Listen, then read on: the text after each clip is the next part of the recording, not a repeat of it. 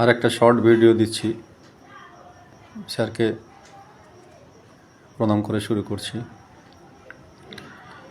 রঞ্জন রায়, উনি আমার অনেক পুরনো পেশেন্ট, 2022 থেকে উনি দেখাচ্ছেন। তো বর্তমানে উনি এসছেন, ওনার একটা কনস্টিপেশন হচ্ছে।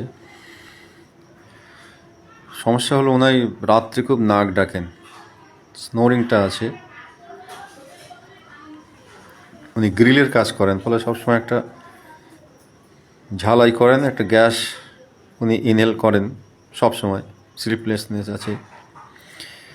আর একটা পেন আছে ওনার রাইট লাম্বার রিজিয়নে বা ডিওডেনাল পার্টে।